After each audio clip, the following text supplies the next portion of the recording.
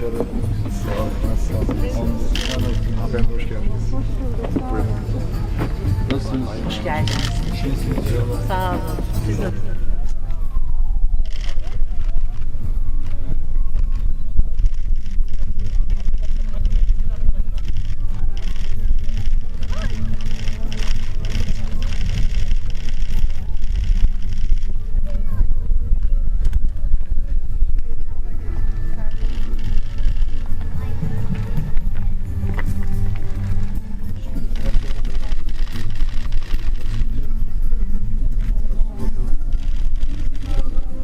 Bizim Ali Mahmut.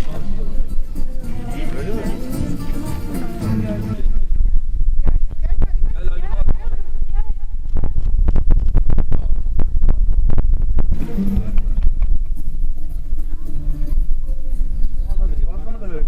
Çok güzel. Tamam.